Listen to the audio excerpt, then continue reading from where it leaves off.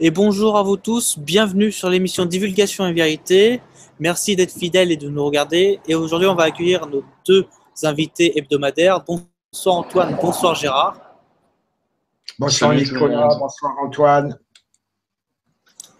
Donc déjà, merci d'être venu, merci d'avoir participé à l'émission, de participer. Et puis, on va tout de suite mettre les plats dans le pied, sur les pieds dans le plat, je veux dire. On va annoncer le thème. Le thème sera l'Égypte. Voilà, l'Égypte, la base de toute l'histoire. Justement, l'Égypte que vous apprenez à l'école, l'Égypte que vous avez connue via les mythologies, avec les dieux, les déesses et tout, que vous voyez dans les films et tout. On va parler de cette Égypte-là, l'Égypte antique, et non l'Égypte qui vient de souffrir avec plein de bombardements. Donc, on va vous parler donc de l'Égypte au travers de son histoire, donc avec les temps. On va parler aussi des déesses, des dieux. On va parler également de tout ce qui est le style de vie des Égyptiens, leurs pyramides, très important d'ailleurs, etc. Voilà. Donc, juste avant, on va préciser quand même où et quand l'Égypte antique est née et puis a vécu. Donc, l'Égypte antique, qui est connue partout dans le monde, elle a vécu de l'an moins 230 000 à moins 25 000.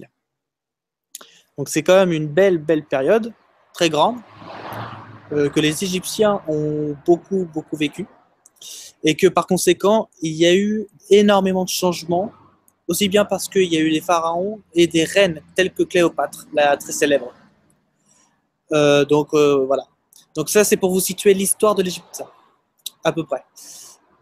Donc on va laisser quand même parler quelques-uns de nos invités, notamment Gérard, un très beau connaisseur, et après on va parler Antoine. Donc Gérard, veux-tu commencer? Oui, bah, si tu veux, tu ne montres pas des images un peu non, avant, non? Non? Ouais, bah on peut faire une petite. Ouais, ok. On va faire une petite intro avec des images sympathiques. Ouais, comme tu veux. Bon, alors, principalement l'Égypte, alors c'est donc en Afrique, du nord, nord-est. Et donc, il y a notamment bon, le Nil qui est un fleuve qui coule dans le sens inverse de tous les autres fleuves sur la planète Terre. Il coule du sud vers le nord, alors que tous les autres fleuves, c'est soit est-ouest ou nord-sud, déjà. En plus, donc c'est un fleuve, je vais dire, artificiel, qui a été créé, le Nil. Alors, quand on arrive au delta du Nil, on a ce qu'on appelle le Caire, qui est la capitale, et on a le fameux plateau de Gizeh, où s'élèvent les trois pyramides qui sont célèbres partout dans le monde. Et donc voilà, il y a des recherches, j'en parlerai au cours de l'émission après, et ces pyramides ont été créées il y a mais alors très longtemps, par ce qu'on appelle des formes pensées d'un seul bloc, par des entités qui se sont réunies et qui ont visualisé ces trois pyramides uniquement. Ce ne sont surtout pas des esclaves sur des rouleaux de bois, en tirant des cordes, etc., qui ont amené des matériaux. Non, pour ces trois pyramides, ça a été créé de toutes pièces. C'est simple, enfin, relativement, avec l'énergie du vide, l'énergie qui est partout dans l'univers, et même autour de vous, toutes les choses. Donc, à partir du moment où on sait maîtriser son esprit, eh bien, il est très facile de créer de la matière. D'accord ? À l'origine, ces pyramides, donc, quand elles ont été construites, il n'existait sur la planète Terre qu'un seul document qui s'appelait la Pangée. La Pangée, il y avait des mers intérieures et des fleuves, bien sûr, et puis de l'océan partout ailleurs sur la planète, bien sûr. Et les trois pyramides, et en particulier la pyramide de Khéops, était située exactement au centre de toute la masse émergée de la Pangée. À l'époque, l'équateur n'était pas où il se trouve actuellement, il était beaucoup plus au nord. il était incliné de 30 degrés par rapport à celui qu'on connaît à l'heure actuelle, et la grande pyramide de Khéops, était pile poil au centre de la Pangée et passé sur la ligne équatoriale de l'époque. La ligne équatoriale, pour vous donner une idée, si vous tracez sur une carte du monde un tracé au crayon avec une règle, partant de l'île de Pâques, que tout le monde, je pense, connaît quand même dans le Pacifique, assez au large du Pacifique, du Pérou, et vous passez par la pyramide, vous prolongez votre ligne sur votre carte du monde, et vous allez là voir que ça coïncide avec plein d'autres pyramides qui ont été construites ultérieurement. Donc, toujours, et d'autres monuments très importants, il y a plein de symboles. Il faut apprendre à voir, pas seulement à regarder, mais à voir ce qui est écrit, gravé dans la pierre, etc. Ce sont des lignes d'énergie. Et ces autres pyramides et autres monuments ont été créés avec des matériaux locaux ou venant d'ailleurs. Ils ont été découpés avec un système, c'est pas tout à fait identique, mais genre laser. Ils ont été mis en lévitation avec des sons calés sur la fréquence du matériau, ce qui permet de mettre en lévitation complète et de pousser un monolithe de plusieurs centaines de tonnes avec une chiquenaude, il avance, hein. Il n'y a pas de souci là-dessus. C'est encore une fois, c'est pas des troncs d'arbres ou des systèmes de levage qu'on vous enseigne ou qu'on vous enseignait à l'école. Ça, c'est de la foutaise, comme beaucoup de choses. Donc, je le précise. Le pôle Nord, à l'époque, hein, donc on reprend Khéops, hein, la grande pyramide, la plus connue, bien sûr, était pile poil au méridien 0. À l'époque, il était un méridien pas fait d'une façon arbitraire comme celui de maintenant, mais qui suivait les lignes géodésiques de la planète, c'est-à-dire les courants telluriques. Et le pôle Nord était beaucoup plus décalé sur l'ouest, et c'est d'ailleurs à cet endroit-là que se trouve l'entrée de la Terre intérieure. L'entrée principale, bien sûr, il y en a d'autres. Voilà, ce n'est pas un hasard. Alors, je vais laisser parler un petit peu les autres. Après, on parlera, si on veut, de ce qui se passe à l'heure actuelle, notamment avec les Américains sur le plateau de Gizeh, enfin les Américains, puis associés, bien sûr. Hein, donc, voilà. Alors, si quelqu'un veut réagir à ce que je viens de dire, là, c'est le moment.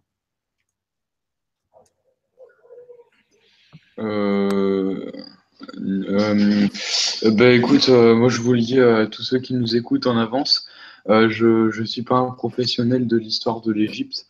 Donc, ce que j'ai à dire, c'est que de ce que tu dis, ça me semble déjà beaucoup plus crédible par rapport à ce qu'on veut nous dire, notamment parce que les structures des pyramides, elles sont d'une précision telle, malgré l'érosion, il y a quand même une dissonance cognitive certains archéologues ont dû avoir une dissonance cognitive, je pense, vis-à-vis de sa structure qui est vraiment, c'est impressionnant la précision à laquelle elles sont et l'endroit où elles sont construites. Et d'ailleurs, en Égypte, les pyramides, je connais pas, je sais qu'il y a celle de Gizeh justement, mais il y a 3 pyramides comme ça qui ont la même structure et positionnement qu'une constellation. Alors ça, c'est ce que j'ai vu par mes propres recherches. Ça correspond à la constellation d'Orion, aux 3 planètes principales du baudrier de la constellation d'Orion. Voilà, donc déjà, rien qu'à partir de là, les gens qui prennent conscience de ces informations devraient se poser la question vraiment que les personnes qui ont construit ces pyramides, elles avaient déjà des connaissances énormément poussées dans la maîtrise de la matière et de l'astronomie. Enfin, c'est très réduit avec des mots, hein, dit comme ça. C'est pour ça que j'ai du mal du coup à l'exprimer parce que c'est très dense ce qu'il y a à dire dessus. Mais dans les détails, voilà. Je n'ai pas de détails précis, je suis pas la meilleure personne pour en parler dans les détails. Il y a des personnes, c'est leur mission, ils consacrent leur vie à en parler. Mais voilà, au niveau du ressenti, c'est clair qu'il y a eu des époques sur la Terre dont on ne parle jamais à l'école, où il s'est passé des choses extraordinaires par rapport à ce qu'on veut, par rapport à ce qu'on veut nous faire croire, notamment que certains êtres ont été pris pour des dieux par certaines personnes du fait de leur technologie avancée ou leurs compétences que les personnes qui les ont observées n'avaient pas forcément développées. Je vous laisse continuer. Voilà, alors merci Antoine, oui, tu as bien réagi à ce que… Gérard, avant de continuer, si tu me le permets, je vais quand même montrer les images sur lesquelles tu as parlé, ce qui est très important, je pense. Donc, montre déjà la carte de l'Égypte. Oui, justement, je vais montrer la carte de l'Égypte, le Nil et tout. Donc, en premier lieu, vous avez la carte de l'Égypte. Donc là, vous voyez le delta du Nil avec comme capitale Memphis, qui a après été le Caire. Donc ça, c'est la basse Égypte. Pourquoi la basse Égypte? Parce qu'en fait, les Égyptiens partaient du principe que, et ça c'est toujours fait aujourd'hui, si le Nil coule vers la mer Méditerranée, c'est qu'on va de plus en plus bas. Et comme le Nil se jette au niveau de Memphis, donc le Caire, donc du coup, la haute Égypte, entre guillemets, était la basse Égypte, et l'inverse. Donc Abou Simbel était la haute Égypte, vu qu'elle est située en bas, ici. Je crois que c'est Abou Simbel, c'est par là, je crois. Enfin voilà, c'est là, vous voyez, c'est la Haute-Égypte avec comme capitale Thèbes, qui était le Luxor. Et donc, voilà, c'est une carte sympathique. Notamment aussi cette carte qui est très sympathique. Donc, c'est l'Empire égyptien, donc 15 siècles avant le point zéro, si on puisse dire. Donc ça, c'est tout l'Empire de l'Égypte, qui monte jusqu'à, bien sûr, la Syrie et un peu les Kurdes en Turquie. Donc ça fait quand même pas mal de territoires sur lesquels les Égyptiens pouvaient se poser. Et nous avons aussi, ce qu'a parlé aussi Gérard, les pyramides qui peuvent voler grâce à la technologie de lévitation. Là, on peut voir une pyramide qui lévite, mais de très très bas. Hein. C'est pas non plus une hauteur à planer, quoi. Voilà. Donc, je vais te redonner la petite la parole, Gérard. Vas-y, continue. Donc, oui, merci Nicolas. Et donc, oui, dans ces pyramides, donc je le reprécise, sont écrits par forme pensée. Et à l'époque, il y avait ce qu'on appelle un parement qui était en calcaire blanc. Il y avait certaines pierres qui étaient incrustées dans la pyramide, qui étaient composées de granit. Le granit, c'est un élément piézoélectrique. Il est composé de feldspath, c'est l'enrobage, de mica, schiste, et de quartz.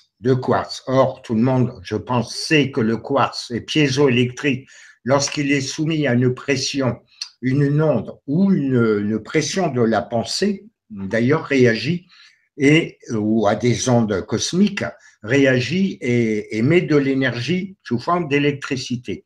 Les trois pyramides étaient connectées entre elles au niveau source d'énergie. Elles permettaient de distribuer en Égypte à l'époque de l'électricité, et oui, messieurs, dames, qui nous écoutez, oui. De même qu'à ces époques-là, d'ailleurs, il y avait aussi des ordinateurs portables, il y avait des téléphones cellulaires. Également, ça on vous l'a caché bien entendu, les scientifiques ne font que de redécouvrir des technologies qui existaient déjà à ces époques-là. Ces pyramides, alors le rôle principal, c'était de générer de l'électricité. C'était également, ça servait à l'initiation des futurs grands prêtres égyptiens. Ça servait également de base de communication avec les extraterrestres qui ont construit mentalement ces trois pyramides. Ça servait également à pacifier la planète Terre, c'est-à-dire le seul continent qui existait à l'époque, qui était la Pangée, qui s'est fracturé à la suite de l'explosion de la planète Tiamat qui était 3 fois plus grosse que la Terre. C'est pas vraiment une explosion, mais une désagrégation due à des mauvaises manipulations de l'énergie nucléaire, ce qui donne lieu à l'heure actuelle à la ceinture d'astéroïdes située entre Mars et Jupiter, sachant que à l'époque, Mars était une des lunes de Tiamat. Donc, c'est là où ça a commencé à fracturer la Pangée et vous obtenez à l'heure actuelle les continents, vous connaissez les 5, en fait, il y en a 6, qui se séparent, notamment l'Europe de l'Amérique, Amérique du Nord et du Sud, de environ un bon centimètre par an à l'heure actuelle. Tout ça, la faille qui est centrale dans l'océan Atlantique est rebouchée au fur et à mesure par le magma terrestre. Qui s'écoule, qui vient des profondeurs et s'écoule à la surface sous l'océan. Bien, donc, ce qui s'est passé, c'est d'abord, le temps a passé, certains villageois égyptiens ont récupéré des morceaux de parement des 3 pyramides qui étaient blanches à l'origine, qui sont parfaitement orientées nord-sud d'ailleurs, pour faire des constructions, pour faire leur habitat. D'autres sont intervenus et ont supprimé ce qu'on appelle l'apex, c'est-à-dire le pyramidon qui était au sommet des pyramides, notamment celle de Khéops, qui a été enlevé et planqué, je ne sais pas où elle se trouve, qui a été remplacé par un fake, c'est-à-dire ils ont construit un modèle pratiquement identique, mais qui n'a pas du tout les propriétés. De même qu'ils ont enlevé des morceaux de granit, donc qui permet l'énergie, en fait, ces pièces de granit dans la pyramide agissaient comme des amplificateurs genre transistor, sachant que le mica est un semi-isolant et que le quartz donc émet de l'électricité. Donc ça réagissait exactement sur le même principe qu'un transistor amplificateur, donc PNP, positif négatif, séparé par un élément semi-conducteur, ou NPN, un négatif positif. Négatif P au milieu et puis négatif de l'autre côté, pardon. Donc, ça fonctionnait sur le même principe. Donc, à l'heure actuelle, les pyramides, depuis pas mal de temps, sont désactivées, ne servent plus à rien, sauf de les visiter comme ça, si vous voulez. Il faut savoir que dans les grandes pyramides, il y a des salles secrètes, mais là, je vais m'abstenir d'y aller plus profondément, bien sûr. Il y a des salles secrètes qui ne sont pas encore découvertes, malgré que les scientifiques, avec des scanners, ont remarqué qu'il y a des pièces qui ne sont pas visibles, mais ne connaissent pas le secret pour ouvrir ces pièces, même si je le connais, je ne veux pas, absolument pas, c'est trop dangereux, si ça tombe entre de mauvaises mains, de le dire en public. Parce qu'on est écouté comme vous en doutez. Et donc, même chose pour le sphinx d'ailleurs, il y a un endroit que je ne citerai pas où on peut débloquer une ouverture qui donne accès dans des salles souterraines. Sur le plateau de Gizeh, sur l'ouest du plateau de Gizeh, vous avez une grande étendue où, alors en dessous, bon, comme c'est connu relativement, je peux le citer, il y a plein de souterrains, très grande profondeur, de grandes salles immenses, etc.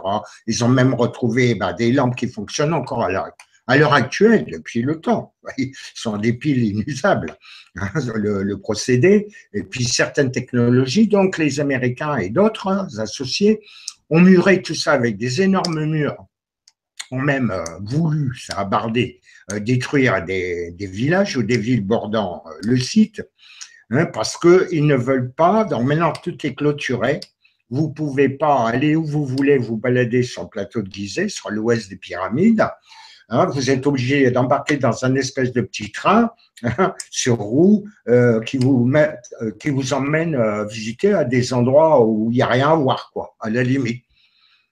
Parce que ces gens-là se réservent le droit d'exploiter puis d'essayer de récupérer des technologies. Bon, il y en a beaucoup qui ont disparu, je vous le signale tout de suite quand même. Il y avait d'ailleurs, il y a une technologie, mais c'est autre chose, c'est l'Arche d'Alliance qui avait été découvert à un endroit, ce qui a occasionné un grand flash et fait tomber une grande grue qui a tué pas mal de monde d'ailleurs. Hein, donc, c'est un peu dans le même style. Et donc, voilà. Donc, ben, maintenant, c'est Tintin. Vous pouvez plus aller mettre votre nez où ces gens-là ne veulent pas. Voilà. Hein, donc, ben, je vous laisse parler un peu, Nicolas et puis Antoine. Oui, Antoine, est-ce que tu as des petites remarques à faire ou tu veux commenter? Bah écoute, je t'écoute, hein, Gérard, parce que j'apprends là. Ben ouais, c'est important d'en parler.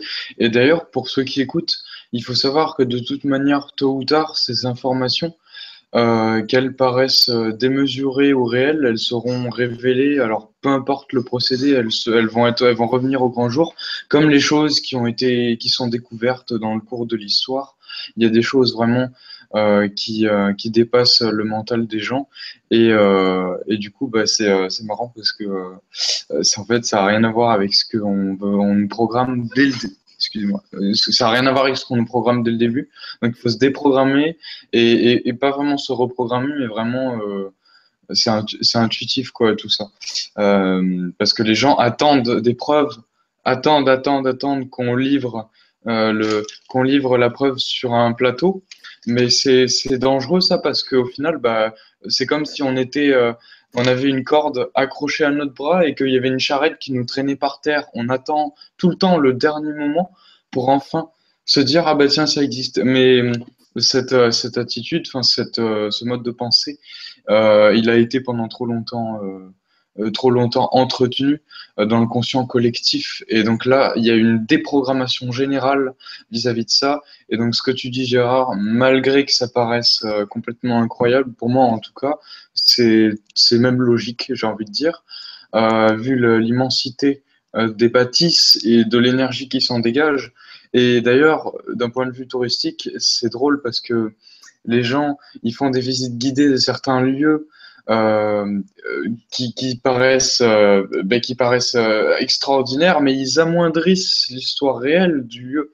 Et je dis ça d'ailleurs parce que j'ai fait une randonnée dans un château qui s'appelle le château de Montségur, un château cathare en Ariège, oui, en Haute-Ariège, on va dire ça comme ça, à ceux qui connaissent. Et là-bas, donc il y a des visites touristiques et tout, mais ils parlent de ça comme si l'histoire était figée, que ça s'est passé comme ci, comme ça, mais il y a tellement de choses énergétiquement qui restent dans les mémoires du lieu et qui n'ont rien à voir avec ce qu'on nous dit. Et le cas de la pyramide, c'est un cas super parce que, ouais, faire une visite guidée en mode gourou, on dit, ah bah tiens, on savait, et quand on dit dans les cours d'histoire, par exemple, on identifie les gens dans l'égrégore du conscient collectif. Quand on dit on a été attaqué, on a fait ci et ça happe les gens dans une identité qui n'est pas la leur à l'origine.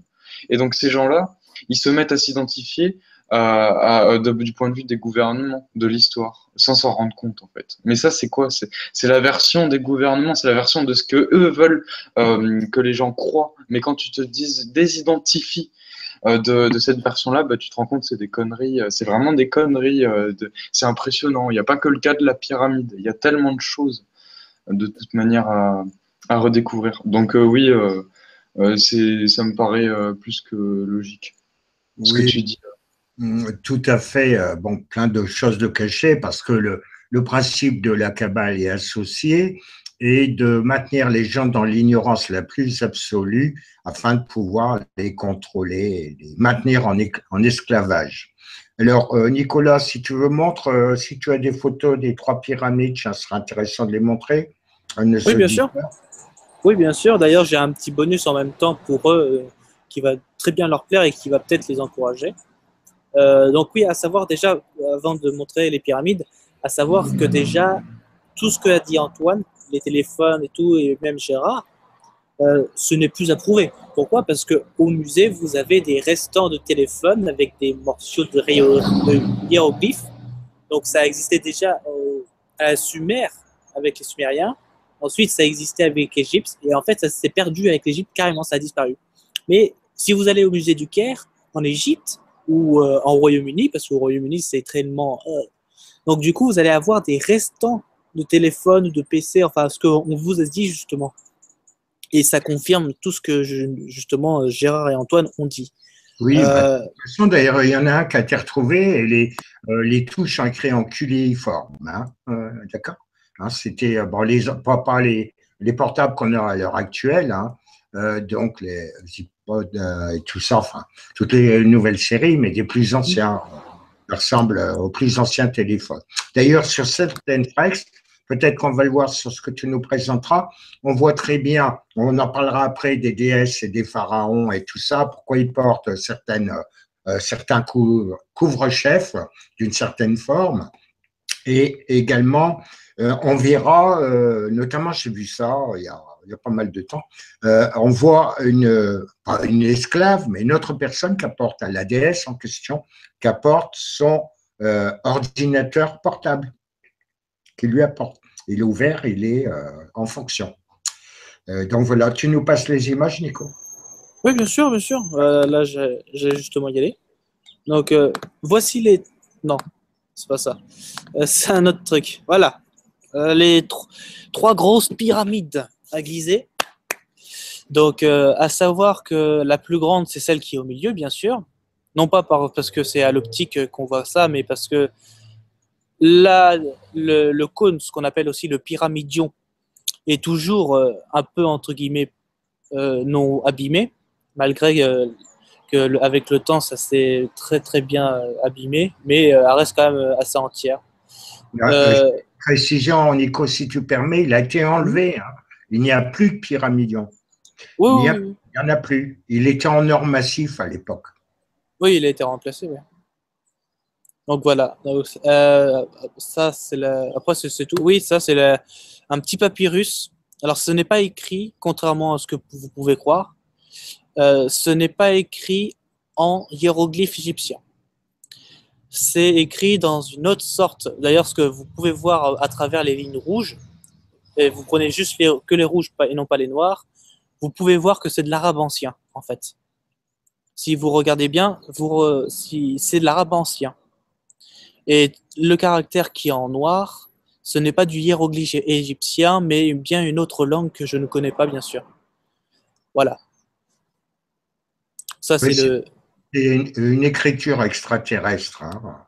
Mais, mais je sais pas qui a construit, enfin, mentalement, les trois pyramides de Gizeh, hein, sur le plateau de Gizeh. Hein, donc, je sais pas.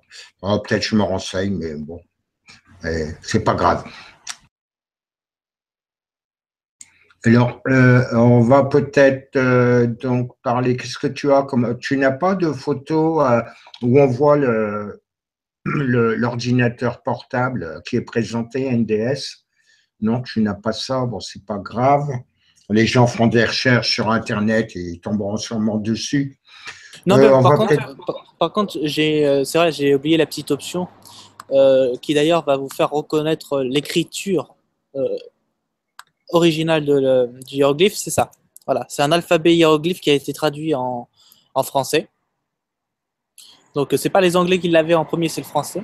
Donc, en fait, ça, c'est un alphabet hiéroglyphe original et qui permet après, si vous l'apprenez, de traduire toutes les phrases et textes de l'Égypte antique et à travers les pierres, à travers plein de choses. Ce qui peut vous apporter aussi des questions, des réponses à des questions. Voilà, c'était juste la petite précision. Je vais apporter une petite précision sur ça, sur ce que tu viens de montrer. Vous devez savoir, j'espère, que des hiéroglyphes, à l'heure actuelle, vous en avez partout. Parce que les images valent 1000 mots et parlent plus qu'un mot, aucune lettre. Ainsi, par exemple, si on prend le code de la route, sur la route, vous voyez, tous les panneaux sont des hiéroglyphes. Si vous allez aux toilettes, vous avez les toilettes hommes, toilettes femmes, vous avez un hiéroglyphe. Une cabine téléphonique, vous avez un hiéroglyphe. Sur votre ordinateur, certaines touches, vous avez des hiéroglyphes. Mais ça vous parle. Ça vous parle plus, beaucoup plus que si une phrase était écrite, hein, etc. Bon, je ne vais pas m'étendre à citer, mais vous en avez partout, partout, partout des hiéroglyphes. Peut-être que vous n'en avez pas la conscience, mais vous en avez partout. partant du principe qu'une image vaut 1000 mots, au moins. Au moins. D'ailleurs, c'est le principe des hiéroglyphes ou des images mentales, c'est ce qui permet de faire de la télépathie. Je l'ai expliqué dans un article que je republierai sur Gaïa et qui a été publié sur l'étoile de la vie. Hein, donc ça, vous êtes entouré de hiéroglyphes, de plus en plus de symboles. Et vous avez les anciens symboles, les anciennes images qui devraient vous parler, seulement on vous l'a caché, donc vous ne comprenez plus ce que ça veut dire. Voilà ce qui se passe à l'heure actuelle. Donc, après, on passera au pharaon, si tu veux, et puis aux déesses, etc. J'expliquerai pourquoi leur couvre-chef et qu'ils étaient, si tu veux, réellement. Oui, bien sûr. D'ailleurs, pour faire suite à ton texte que tu disais qu'on avait tous le même hiéroglyphe et donc par défaut, on avait tous la même langue. C'est exact et ce n'est plus à prouver aussi parce que, d'ailleurs, je vais vous montrer en image. Dans un article, les scientifiques ont passé je ne sais combien de temps à prouver ça. La langue universelle a enfin été trouvée, oui, mais après, ils n'ont pas dit forcément parce qu'ils n'avaient pas encore arrivé à dire quelle langue tout le monde pouvait comprendre. Mais ils avaient vu que sur 3700 langues différentes, il y avait entre 40 et 100 mots qui étaient basiques, que tout le monde pouvait comprendre. Donc, ils sont arrivés à une conclusion que on a une langue universelle, et cette langue universelle est bien sûr le hiéroglyphe. Voilà, ce n'est pas forcément l'anglais, l'hébreu, le chinois, ou même le latin, ou quoi que ce soit. Non, c'est tout simplement le hiéroglyphe. Donc, ça a été, voilà, ça a été, vous le voyez avec cet article, trouvé par des scientifiques. Voilà. Oui, c'est tout à fait exact. Hein. D'ailleurs, plus ça va, plus il y a de hiéroglyphes partout, même sur les emballages des produits que vous achetez dans les magasins, etc. Hein, sont tous des hiéroglyphes. Hein. Les symboles, les logos des gens ou des entités exoterrestres, ben voilà, ça c'est un hiéroglyphe. Voilà. Tout ce qui est rouge, tout ce qui est rouge vous dit danger. Tout ce qui est bleu vous dit il faut le faire. Voilà. Hein. Et donc, voilà. Et tout ça, ce sont des symboles qu'il faut comprendre. Hein, c'est la même chose pour les hiéroglyphes égyptiens ou d'autres langages hiéroglyphiques. Et ça, c'est vraiment, D'ailleurs, les discussions qui se passent à l'heure actuelle au sein de la Confédération galactique, tout se fait par image mentale, par télépathie. Tout se fait par image mentale. Hein. Il n'y a pas de son prononcé, il n'y a pas de texte écrit, ni rien. Tout se fait par image. Hein, donc, hiéroglyphe. Voilà. Au fait, j'y repense là du coup. Il faut savoir aussi tout autour de nous que de plus en plus, on le vit, on se met à communiquer. Alors là, c'est encore inconsciemment, plus par télépathie que par des mots avec les personnes qui nous sont proches. Lorsqu'il y a une harmonisation des deux âmes. Pourquoi? Parce que les mots manquent cruellement dans cette période pour exprimer vraiment qu'est-ce qu'on ressent et qu'est-ce qu'on a envie d'exprimer. Et à un point que du coup, ce qui est dit avec des mots est tellement insuffisant vis-à-vis de toute l'information qui veut être livrée, alors que ça peut être à des gens. Ben, par exemple, dans cette émission, admettons, on a envie de vous apporter quelque chose, il ne faut pas uniquement lire les mots de ce qu'on dit, il faut vraiment voir et au-delà du mental, ressentir quelle image, quel ressenti énergétique vous avez. Et ça, c'est pour en général dans ce que vous vivez autour de vous. Et de plus en plus, intégrer ce moyen de communication comme étant quelque chose de transcendé, de normal, j'aime pas dire normal, de comme quand vous dites oui, je parle à des gens avec des mots parce que c'est normal. Ça, c'est en train, là, on est en train littéralement de basculer vers une nouvelle manière de communiquer beaucoup plus, on va dire, subtile et compactée, on va dire, en ressenti, en information.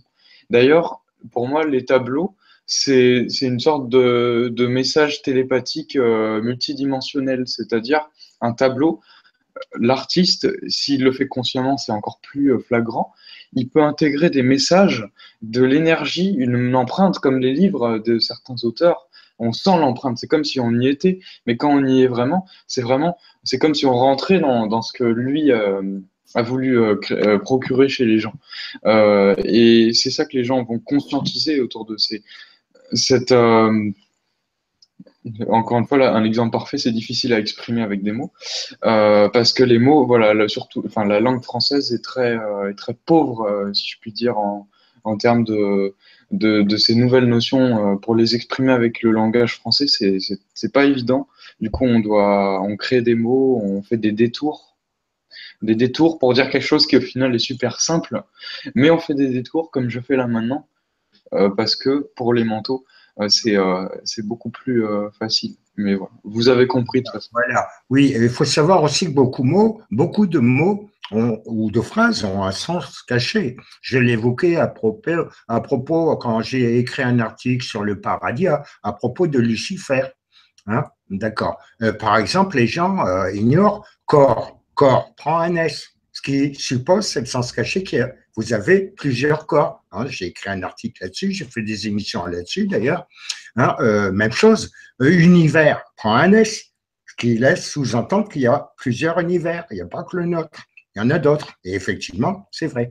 Hein, il y a des sens cachés. Maintenant, les gens, ils écoutent ce que l'on dit, mais ils n'entendent pas. Hein, c'est pareil, ils regardent les choses, mais ils ne voient pas. Ils ne voient pas. Hein, je fais bien la distinction entre ces deux choses. Écouter et entendre, c'est-à-dire se pénétrer des images, comme tu le disais très justement, Antoine, hein, il y a une différence. Beaucoup de gens, ils écoutent, mais ils n'entendent pas. Hein, donc voilà. Oui, je voulais apporter une petite précision tout à l'heure pour venir. Les Moai qui se trouvent sur l'île de Pâques. Les photos des Moai, il y en a partout sur Internet, vous allez les voir. En fait, vous ne voyez qu'une partie. Le Moai descend profondément dans l'île de Pâques, très profondément, à plus d'une dizaine de mètres, plusieurs dizaines de mètres sous la surface. Vous ne voyez qu'une partie, la partie émergée de l'iceberg, en ce qui concerne les Moai, d'accord? Une petite précision que je vous donne. Voilà, donc on va passer peut-être au DS et compagnie, d'accord, Nico? Oui, ouais, je vais montrer. Bon, c'est une petite image sympathique, hein, ça montre avec le nom des prénoms des déesses et des dieux. Enfin, que par la suite, on vous expliquera, ce n'est pas des déesses ni des dieux. Tu vas, Gérard, ou j'y vais? Ça se passe comment? Partage, moi, j'ai pas les. Ah, ok. Ah, je croyais que c'était juste après, c'est pour ça. Autant pour nous, autant pour nous. Je vais en profiter pour commenter. Non, d'accord, c'est pas celle-là du tout. Hop. Voilà. Lève-la. Oui, bon, oui. Je voulais que tu montres celle. Bon, il y en a une à gauche, à Monterey, ou Ra, comme on veut.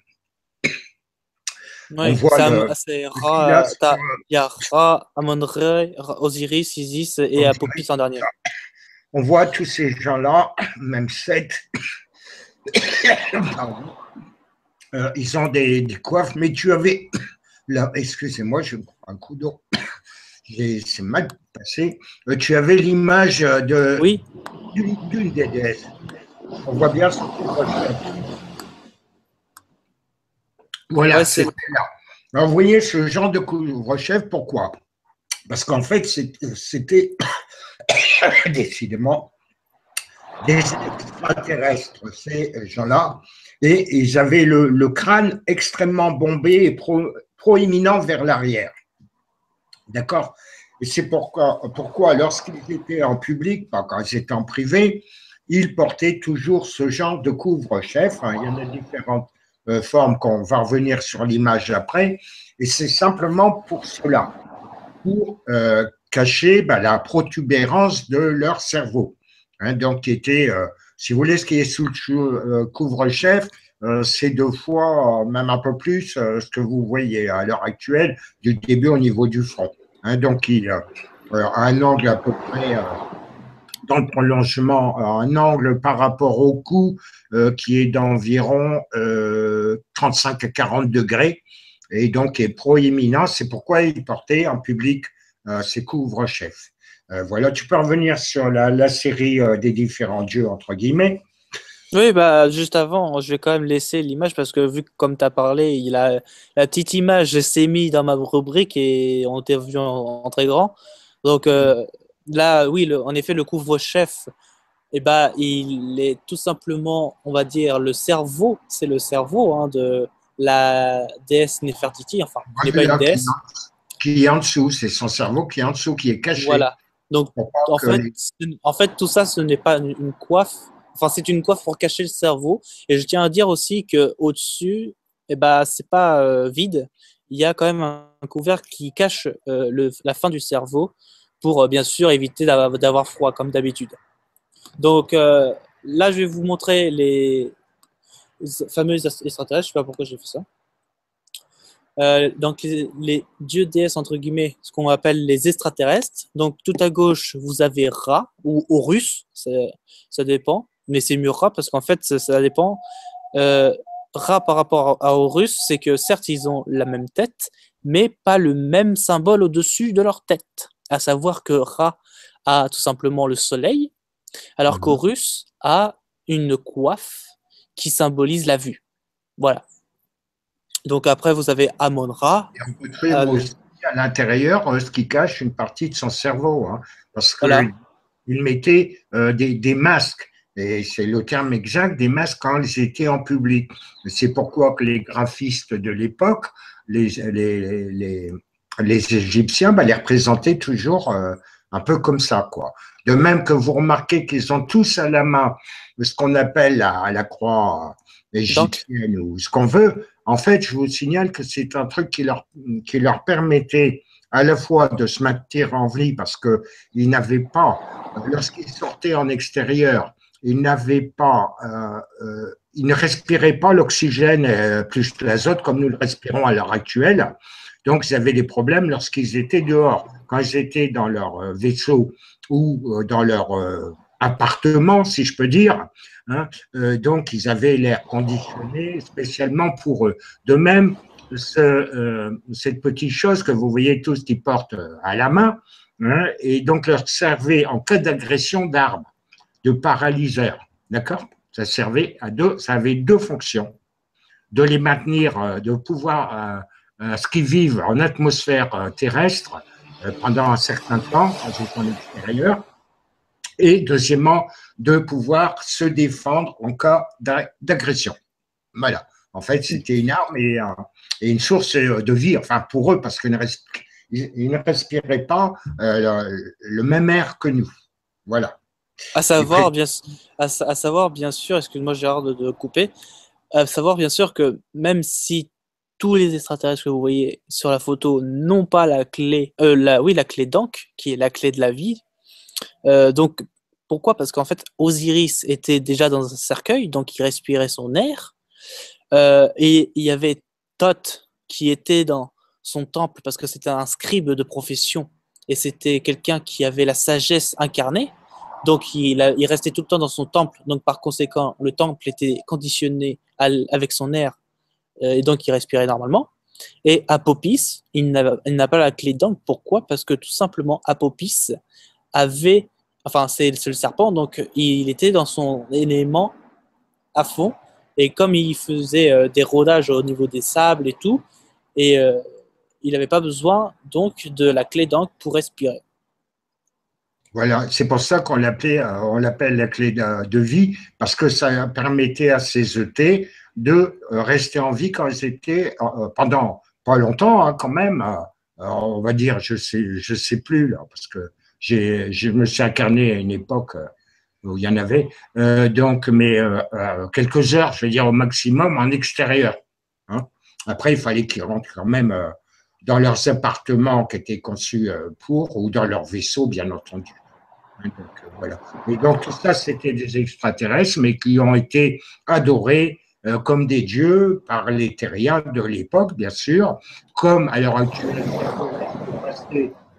si vous débarquez dans des contrées où il y a des peuplades qui ne sont officiellement pas découvertes, et il y en a beaucoup, notamment de race rouge, et pas de la peinture. Hein. Là, c'est vraiment la couleur, enfin, rouge, pas rouge, écarlate quand même. Et donc, vous débarquez avec un hélico dans votre combinaison de pilote, et puis vous allumez une lampe torche, ça c'est un miracle, vous allez prendre en photo, vous leur montrez avec un Polaroid leur photo, ils vont croire que vous avez piqué leur âme. Puis donc vous leur donnez du chewing-gum, du chocolat, enfin ce que vous voulez. Puis quand vous repartez là, ben, ils vont vous prendre pour des dieux, même si vous leur dites que non. Et puis ils vont construire une effigie à votre image, et puis à votre machine, à votre hélicoptère, etc. Hein, donc voilà, ça c'est déjà relativement récemment d'ailleurs. Hein, donc il faut savoir, ben, c'est le même truc qui est arrivé à l'époque, d'accord? Donc, c'est pour ça que c'est justement à l'ère de l'Égypte antique, avec ces extraterrestres, qui est né, bien sûr, comme vous le savez, le multiconfessionnalisme, c'est-à-dire que vous avez, entre guillemets, une religion, mais vous ne croyez pas en, entre guillemets, un seul Dieu, plusieurs dieux. Et là, c'était le cas. Et c'est eux qui sont les premiers à inventer le multiconfessionnalisme, justement. Je tenais à le préciser. Voilà pour la petite anecdote. Ouais, c'est le polythéisme, oui, voilà. Hein, donc voilà. Tandis que les gens sur la planète maintenant parlent de monothéisme. Voilà. Et ceux qui ne croient pas en les dieux, qui sont que des humanoïdes comme vous d'ailleurs, on les appelle des athées, abstractifs, étaient des divinités, des dieux, etc.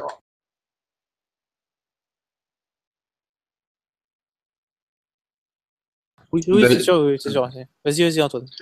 Non, mais d'ailleurs, le, le moment où les gens réaliseront que les personnes les divinités, entre guillemets, qui ont été considérées comme des dieux, quand ils apprendront que beaucoup d'entre elles, à quel point l'histoire est déformée, mais que beaucoup d'entre eux étaient des extraterrestres tout simplement qui étaient en évolution, mais qui avaient une avancée plus prononcée que les humains de la Terre, chose que vous avez dite, mais ça va créer du remue-ménage parce que là, il y a tellement de gens qui sont pas d'accord avec le fait que moi, je vais pas m'étaler dessus par rapport aux Elohim, par exemple, ou au fait que des grandes entités ont émis l'intention de faire des expériences génétiques aussi euh, sur l'ADN humain. Mais ça, c'est bon, ce serait trop long d'en parler, mais vraiment, là, on rentre dans un domaine qui, moi, je suis le premier à le dire, où je découvre littéralement là maintenant. Mais il faut vraiment lâcher le mental parce que les croyances, parce que ça secoue hein, quand on a affaire aux nouvelles informations. Il faut prendre le temps de digérer, de vraiment discerner. C'est le discernement. Il n'y a pas autre chose qui doit être appliquée pour ces choses-là. Vraiment, comment vous sentez l'information? Si pour vous elle vous apporte quelque chose ou si elle ne vous parle pas, ben, si elle vous parle pas, il faut pas insister. Et c'est comme ça que maintenant on se dirige vers ces choses-là, parce qu'il y a l'intelligence du cœur qui sert de GPS pour toutes ces informations d'ailleurs. Parce que sinon, si on fonctionne uniquement avec le mental, on ne peut pas s'y retrouver dans ces informations. On s'y perd et j'en connais qui ont lâché le truc parce que ils réfléchissaient trop par rapport aux informations. Alors qu'on a souvent les réponses à l'intérieur de nous. Les informations dans lesquelles on parle, c'est une sorte de signal qui en nous procure une sensation de est-ce que ça me parle, est-ce que ça me parle pas. Et dernière chose, je vous laisse continuer après. Quand on n'a pas vécu quelque chose, peu importe que ce soit dans cette vie-là ou dans une autre vie en tant qu'âme individuelle, on ne peut pas comprendre des choses dont on n'a pas encore vécu. Et ça, c'est important de le considérer, surtout sur la Terre. Il y a une telle diversité d'un point de vue des consciences et des âmes qui sont incarnées que ça nous apprend ça aussi, ça nous apprend la diversité, la Terre, et qu'il y en a, ils sont en début d'évolution, il y en a au contraire, ils reviennent ici pour apporter quelque chose, mais les personnes, les âmes, on va dire plutôt, qui n'ont pas intégré en elles des informations et des expériences ne peuvent pas comprendre certaines technologies, notions, modes de pensée et tout ce qui va avec. Et bien sûr, ce que tu dis, ben, le problème, c'est que ça bouscule toutes les croyances qu'on a inculquées, que les gouvernements et autres ont inculquées dans le cerveau depuis des générations et des générations, depuis des lustres, hein, dans le cerveau des gens. Donc, toutes les vérités qui sont dévoilées dans les émissions qu'on fait, et d'autres le font aussi d'ailleurs, hein, eh bien, ça bouscule un peu les idées préconçues qui ont été ancrées de force, et le qualificatif est exact, de force dans les cerveaux des gens, hein, à partir du moment où ils sont tout petits. Certains enfants qui avaient certains phénomènes vous voyez, ou avaient des souvenirs de leur incarnation précédente. Il faut voir comment même les parents les ont traités. Moi j'ai eu le cas dans cette incarnation quand j'étais tout petit. Quand j'ai su parler, je racontais mes incarnations précédentes parce que je n'ai pas subi le voile de l'oubli. Hein. Donc, quand j'ai fait ma première décorporation en astral à l'âge de 5 ans, j'ai raconté ça à mes parents. C'est tout juste si vous voulez pas m'enfermer, vous voyez. Donc, voilà, parce que ça bouscule les croyances. Je parle des croyances. Or, pour évoluer, il faut le savoir. Ça vous sort de l'esclavage et ça vous ouvre l'esprit quand vous savez. Pas croire, mais savoir. Et c'est, je dirais même, je l'ai déjà dit, c'est la base même de l'évolution, de se connaître soi-même, bien sûr.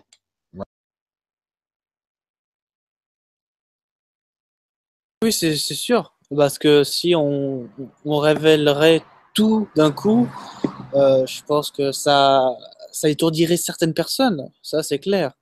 Et par conséquent, tout ce qu'ils ont vécu, tout ce qu'ils ont pensé, tout ce qu'on leur a fait croire, ça s'effondrerait en un seul coup. D'ailleurs, Vas-y. anecdote que je vis en ce moment vis-à-vis du lycée. Au niveau des profs, surtout d'histoire, ça bouge beaucoup, il y a beaucoup de remue-ménage.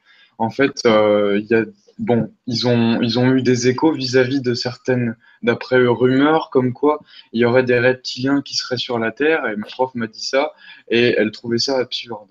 Mais je n'ai pas besoin de rentrer dans les détails par rapport à ça, je dis juste en tant qu'exemple, ça montre à quel point les gens commencent à avoir des dissonances cognitives parce qu'ils essayent de comprendre ces choses-là avec le mental infecté, contaminé, programmé depuis la naissance, qui appartient à l'incarnation même, et des égrégores de l'incarnation et de la Terre, et de la matrice artificielle implantée par les entités involutives, on va dire ça, avec un agenda en tout cas involutif vis-à-vis de la Terre. Mais du coup, ce conscient collectif, c'est un portail pour toutes les peurs, les craintes, les doutes, les angoisses. Et quand tu restes, je parle aux profs, à tous ceux qui ont à se remettre en question, et pas besoin de parler de reptiliens pour ça. C'est un exemple, mais vraiment, sortir du conscient collectif, de dire ça a toujours été comme ça, c'est comme si, c'est comme ça, parce que ça ronge les gens, ça les amoindrit, parce que ça bloque, ça bloque, ça bloque. Et quand il y a énormément de nouvelles informations qui arrivent, quand on bloque, ben c'est comme un barrage trop petit. Ça fait des dévastes. C'est un choc qui est à deux doigts d'exploser. C'est la marmite qui va péter. C'est le magma qui va éclater. C'est vraiment ça que je ressens au niveau du lycée, donc c'est-à-dire dans mon environnement. Les professeurs, mais il n'y a pas que les professeurs, hein, c'est vraiment un exemple, hein, commencent à se poser des questions, mais sont très, très, très, très, très formatés, programmés, même sous contrôle mental. C'est pas étonnant, hein, mais c'est vraiment ça. Donc, à partir de là, il y a vraiment un travail de dépoussiérage, de déprogrammation, de nettoyage, de je jette ce dont j'ai plus besoin. Voilà. Et après, seulement après, on peut commencer à explorer les choses parce que on a fait déjà ce nettoyage. Mais c'est vraiment important. Je le dis pour moi aussi. C'est du vécu. Hein, c'est pour ça que j'en parle aussi. Je parle de choses que j'ai vécues. On peut pas comprendre les choses tant qu'on n'a pas suffisamment nettoyé les verres de ses lunettes. Et en plus, j'ai des lunettes. C'est-à-dire que voilà. Il y a des choses qui sont curieuses, mais il faut vraiment discerner. Est-ce que c'est mon mental qui veut absolument tout savoir? Je parle pour moi aussi. Ou alors est-ce que, ah bah tiens, est-ce que ça m'apporte quelque chose? Tout prend un sens quand on perçoit les choses de cette manière. Et ça va se manifester de plus en plus. Oui, alors Voilà. je voulais apporter une précision. Bon, je sais bien que c'est appelé reptilien sur cette planète. En fait, ce sont des sauriens. Je le précise. Et cherchez sur Internet, vous verrez la différence entre un reptilien et un saurien. Donc, il faut savoir, en ce qui concerne les professeurs, même pas mal. Moi, j'ai eu l'occasion très souvent et encore maintenant de discuter avec des professeurs. Ils sont bien au courant de la réalité des choses aussi, pour certains d'entre eux. Malheureusement, dans leur métier, ils ne peuvent pas déraper de ce qu'on leur impose de raconter ou d'expliquer aux élèves. Sinon, ils perdent leur poste immédiatement. Ils sont bannis. Ça vaut la même chose pour les scientifiques dans des grands labos, etc., des universités qui sont parfaitement, moi, je discute avec des professeurs, des docteurs, mon fils est docteur d'ailleurs en physique, et donc qui savent les choses dont on parle, qui en ont peut-être moins que nous, mais la conscience, mais ils sont obligés de continuer et de ne pas en parler, parce que sinon, ils sont bannis. Je prends l'exemple de Jean-Pierre Petit, qui est astrophysicien, qui est un de mes amis. Eh bien, lui, quand il a commencé à écrire sur les humides, etc., il s'est fait bannir, il s'est fait éjecter des revues style Science et Vie, etc. On ne voulait plus de lui, il s'est fait embêter par ses pairs. Et voilà, donc vous comprenez pourquoi aussi. Hein. Il ne faut pas croire que tous les professeurs sont mauvais. Il y en a beaucoup parmi eux, et de plus en plus, qui ont la conscience des réalités, mais malheureusement, ils ne peuvent pas, sinon ils perdent leur job. Hein. Voilà, c'est aussi clair que ça. Merci. J'ai fini. Oui, bien sûr. Antoine, avant de passer aux questions-réponses, tu veux commenter? Ben, bon, je vais laisser. Non, ben, c'est clair, hein, et surtout nous, on peut pas, on peut pas tout, vous le savez déjà, mais on peut pas tout avoir juste, tout dire, tout expliquer. C'est trop. Heureusement qu'il y a énormément de gens qui le font, parce que en tant qu'être individuel, on peut pas avoir accès là, sous ce format, on va dire dans l'incarnation, à toutes les informations dans les détails, c'est clair. Mais oui, ça aurait dû. Il y a des cas particuliers partout et les professeurs, il y a des profs, mais extraordinaires. C'est vraiment une question de d'égrégore et de qu'est-ce qu'on nourrit, qu'est-ce qu'on renforce comme idée, comme croyance. Et c'est les croyances aussi qui bloquent beaucoup en ce moment. Les programmes, les croyances, vraiment. Je dis, il ne faut pas croire, mais savoir. Croire ou ne pas croire, euh, on dit, et je le dis, c'est l'indice d'un faible esprit ou d'une conscience qui s'éteint. Croire ou pas croire. Il faut savoir ou pas savoir. Seulement savoir ou pas savoir, c'est une certitude absolue. Quand vous ne connaissez pas quelque chose, renseignez-vous personnellement. À la limite, faites des expériences, même à petite échelle, très doucement. Et puis vous saurez si c'est vrai ou c'est pas vrai. Et là, vous saurez. Et ça permettra votre évolution. Tant que vous restez dans des croyances, c'est pas bon. Moi, je vous le dis pour vous. On va passer peut-être aux questions parce que pour moi, vous savez, Oui. en presse, j'ai un Donc, organisme ouais, qui commence à réclamer. J'ai pas mangé depuis hier. Donc voilà, merci. bon, on va passer aux questions-réponses. Alors, bon, ça va, il y en a pas beaucoup, mais bon, les questions qui sont posées sont quand même assez intéressantes. D'ailleurs, la première question qui est posée, c'est une question d'Alex Dupontel qui nous dit: le Nil est-il ensorcelé? Je te dirais non, moi. Non, il Je n'est te... pas ensorcelé, il a été Je sais pas. creusé par des œillets. Il n'est pas ensorcelé, il a été justement pour fertiliser l'Égypte, tout simplement. C'est pour ça que c'est le seul fleuve, renseignez-vous sur une carte géographique, qui coule dans le sens contraire de tous les autres, quoi. Il ne coule ni est ou ouest-est, ni nord-sud, il coule sud-nord. Voilà, il a été creusé par des technologies plasma à l'époque. Donc, voilà. Non, non, il n'est pas ensorcelé. Non. Ouais. Bon, nickel. Deuxième question.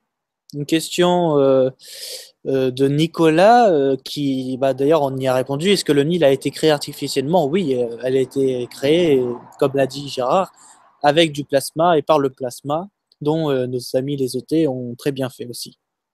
Donc voilà, ça répond à la question.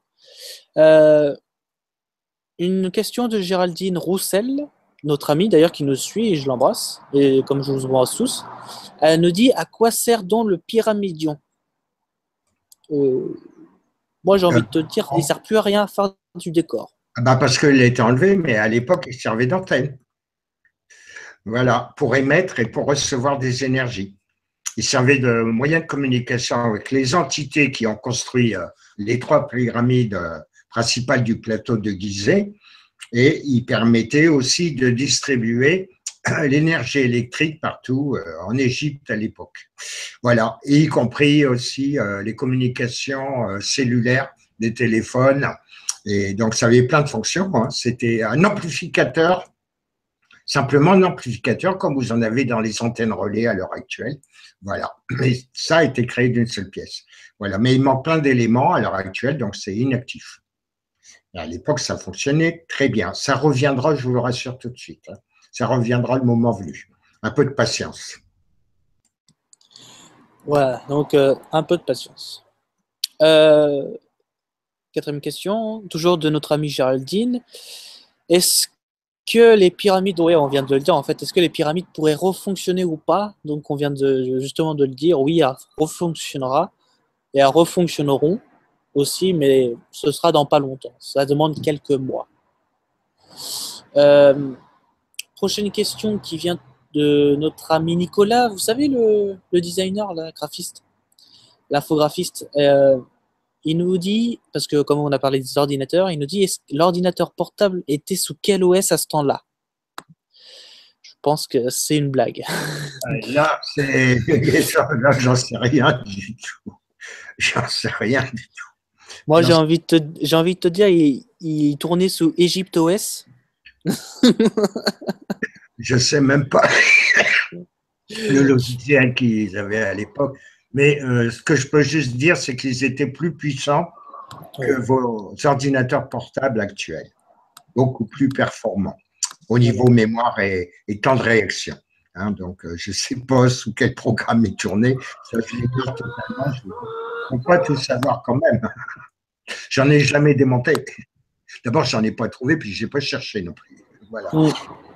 Et puis même, c'est gravé dans la pierre. Hein. Regardez, renseignez-vous, c'est gravé dans la pierre, vous verrez. Hein. Et même quand on passe des téléphones portables aux entités ET, quoi. Hein, voilà. Voilà. Oui. Donc, et puis même, il m'avait dit un peu plus tôt dans le Skype que c'était une petite blague. Donc, après, nous avons plus de questions, parce qu'après, c'est des commentaires. Merci à vous. Ah oui, si on a une question. Qu'est-ce qu'il y a dans le triangle des Bermudes? Simplement, un des 64 vortex naturels de la planète Terre. Il se ferme d'une façon aléatoire. Il accède, on ne sait pas où. Même ceux qui cherchent à s'en servir, notamment les gens de la Kabbale, pour se barrer du système solaire, où ils sont cantonnés à l'heure actuelle. Et donc, ça s'ouvre totalement d'une façon aléatoire. Et donc, ça peut déboucher en plein espace, n'importe où dans la galaxie. Ça peut déboucher sur une planète, ça peut déboucher au cœur d'une étoile, ça on ne le sait pas. Et donc il y avait eu des expéditions scientifiques qui ont été faites à une époque, il y a quelques années, et donc les savants n'ont rien trouvé, ben, heureusement pour eux, parce que si le vortex était ouvert, en plus le temps n'est pas constant d'ouverture ou de fermeture, et ben ils seraient parvenus pour dire qu'ils n'avaient rien trouvé, je vous le dis tout de suite. Hein, donc, c'est pour ça que vous avez des avions, etc., des bateaux qui ont disparu, parce qu'ils sont trouvés au mauvais endroit, au mauvais moment où il y avait l'ouverture du vortex. Alors, impossible de savoir où ils sont à l'heure actuelle, bien sûr. Hein. Donc, voilà. C'est toujours aussi simple que ça. Il y en a 64 naturels sur la planète Terre qui s'ouvrent et qui se ferment. D'ailleurs, les membres de la cabane associée essaient d'envahir les zones. C'est pas tellement pour trouver du pétrole, mais plutôt pour se garder pour eux les 10 vortex. Ils essaient de comprendre où ça débouche, pardon, pour pouvoir s'en servir pour se barrer discrètement. Alors qu'ils sont bloqués à l'heure actuelle dans le système solaire pour pas qu'ils aient pu polluer des autres systèmes, tant dans le système, d'autres planètes dans le système ici, mais dans d'autres systèmes stellaires, voire même dans d'autres galaxies. D'accord? Et donc, c'est pour ça que les soi-disant des guerres et tout ça, bon, certains disent que c'est pas le pétrole. Bon, peut-être un peu, mais il y a quelque chose de caché derrière. En fait, c'est les zones où il y a ces vortex qu'ils essaient de garder pour eux et ils essaient de comprendre, trouver un moyen pour pouvoir manœuvrer le vortex pour le diriger à l'endroit qui leur plairait pour aller emmerder les autres. Et donc, mais ils y arrivent pas, rassurez-vous, pour l'instant. Ils essaient aussi, en dessous du CERN, d'ailleurs, au 5e niveau, de fabriquer des trous noirs, pareil, pour faire un vortex pour se barrer.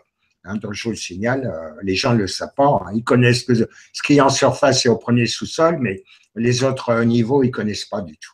Hein, donc, c'est pour ça qu'il y a des micro-tremblements de terre, d'ailleurs, en Suisse, hein, je vous le signale, tout autour du CERN. Hein. Voilà, merci. Oui, oui, oui. D'ailleurs, bah, c'est pour ça que, bon, ils n'en parlent pas bien sûr à la télé, mais moi, j'ai une amie qui justement habite c'est pas dans la capitale, parce que la capitale, c'est Berne, dans la ville où il y a le CERN, c'est-à-dire Genève. J'ai une amie qui habite là-bas, et je vous rassure, elle me dit souvent que ça bouge un peu, que la province de Lausanne a souvent des tremblements de terre, mais eux, ils appellent pas ça des tremblements de terre, ils appellent ça une secousse ou un truc comme ça. Enfin, pour eux, c'est vraiment minime, quoi. Donc, mais Oui, bon, vu que c'est pas dit dans les journaux, ça passe outre. Hein. oui, des micro-secousses sismiques, quoi. Ben, ça confirme ce que je viens de dire, tu vois. Voilà, tout à fait. Ben, moi, les C'est ça. gens, on les tient dans l'ignorance de ça, hein, bien sûr, comme d'hab. C'est ça. Donc, nous avons une petite dernière question. D'ailleurs, je remercie Géraldine Roussel d'avoir répondu aux questions de pommes de terre. Anne-Marie B qui nous dit qui est Akhenaton. Akhenaton, comment te dire, c'était un pharaon, comme tout le monde déjà, pour commencer. Mais Akhenaton, ça a été aussi un extraterrestre. Oui, parce qu'il avait, comme ça a été dit aussi précédemment, d'ailleurs, si tu n'étais pas là, ça a été dit que justement, quand les gens, ou même les pharaons, avaient une grosse coupelle là derrière qui est montée comme ça, c'est qu'ils avaient un cerveau qui était un peu plus en long dans la coupelle. Et du coup, d'ailleurs, il y a des crânes qui ont été retrouvés, hein, bien sûr, partout dans le monde, hein, même c'est pas qu'en Égypte, c'est partout dans le monde. Tout à Et fait. par conséquent, ça désigne que ce n'est pas humain et que c'est extraterrestre. Ce n'est pas venu de la Terre. Voilà, un cerveau beaucoup plus proéminent que le cerveau humain normal de cette planète, hein, bien sûr. Bon, il y en a toutes sortes, hein, il y en a même des triangulaires dans certaines galaxies à côté de la nôtre. Hein, on fait partie d'un amas galactique. Hein. Il y a même des têtes un peu vues de face triangulaires. Hein. Il y en a toutes sortes. Il y en a, ils ont des gros cerveaux. Le bicéphale est très énorme, un peu pas comme les petits gris, mais un peu plus de certains, quoi. Il y a de toutes sortes. Voilà, voilà.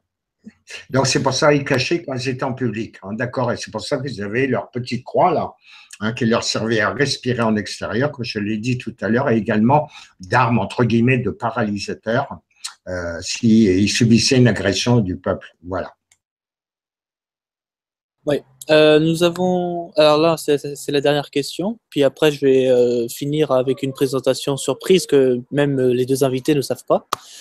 Une petite dernière question de Tommy Garceau. Alors, c'est deux questions en une. Pourquoi les reptiliens ont notre apparence, excusez-moi, et pourquoi les voyons bugger à la télé? En fait, ils ont notre apparence parce qu'ils se sont fondus dans la masse. Donc, ils ont pris notre apparence sous l'air de hologrammes et tous ces trucs-là. Donc, c'est des technologies qui sont acquis hein, sur Terre, hein, je rappelle. Tout le monde peut l'avoir, hein, bien sûr. C'est un truc, c'est facile. Moi, j'en avais un avec ma grenouille.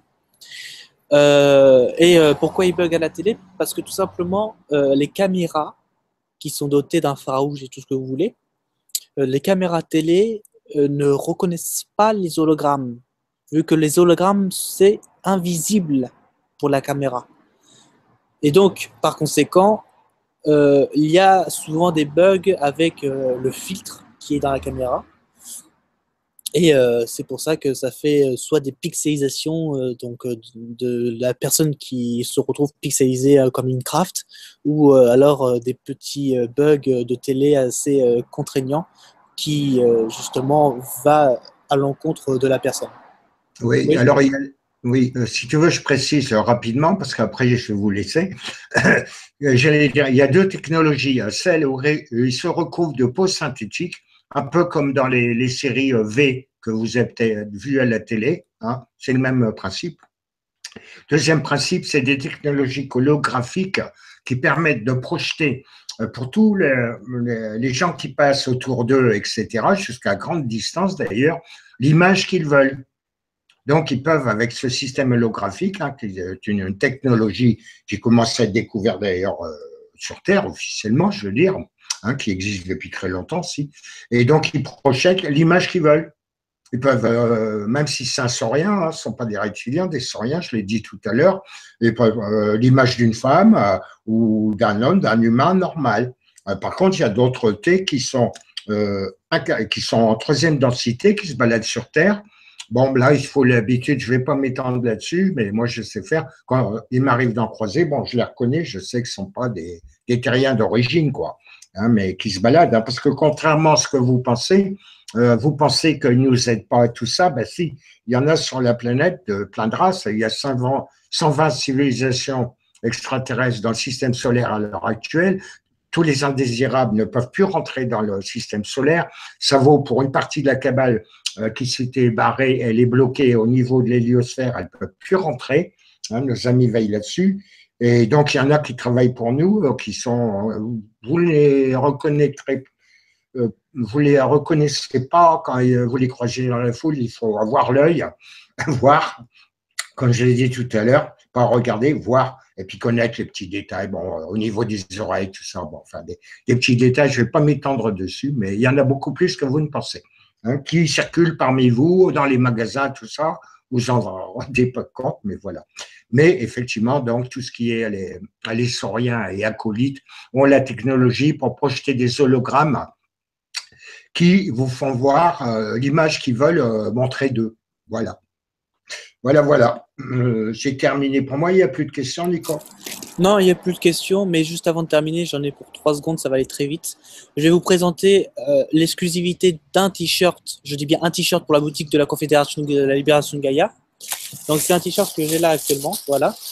Donc c'est un t-shirt taille S. Alors bien sûr, vous imaginez le logo de la Confédération de Gaïa sur ce t-shirt que je vais vous exposer là, parce que c'est un t-shirt que je vais vendre hein, sur la boutique, ça va se vendre. C'est un t-shirt que moi j'ai depuis je sais pas combien de temps. Donc la petite taille S, c'est en coton, tout est en coton. Et ça va. Donc imaginez le logo de la Confédération Galactique ici, à la place de l'aigle. Voilà. Donc ça donne un truc comme ça, c'est sympathique. Dans le dos, bien sûr, il y a évidemment rien, mais ça fait le devant assez sympathique. Voilà. Donc ça, c'est un des t-shirts justement qui va être mis en vente très prochainement, qui va arriver très très vite, la boutique. Donc ne vous inquiétez pas, nous pensons à tout et nous faisons tout pour que ça soit bien. Sur ce, je pense que nous avons terminé. Merci à toi Gérard. Merci Antoine aussi d'avoir participé. Merci. Antoine a dû s'absenter un petit peu, il vient de me prévenir, il dit je reviens, mais je ne vais pas l'attendre. Ça fait rien, on vous dit au revoir et Oui. bonne soirée ou bonne journée pour ceux qui sont ailleurs de par le monde à sa place. On vous dit au revoir. Merci de nous avoir écoutés. Je précise que les t-shirts dont parlait Nicolas sera très important quand ils seront faits. Il y aura différents symboles, différents logos, afin que vous les portiez et pour faire circuler cette image. Comme je l'ai dit, une image vaut 1000 mots et est empreinte d'énergie pour éveiller un maximum de gens sur la planète afin que nos amis puissent intervenir ouvertement. Il nous montre, je vous donne la dernière info qui date d'hier, à l'heure actuelle, 148 millions de terriens qui appellent nos amis à l'aide et ça sera bon. Voilà. Petite info de dernière minute. Eh oui, toujours. Allez, bye bye à tout le monde. Donc, bye bye à tout le monde. Merci à lundi prochain. Ciao.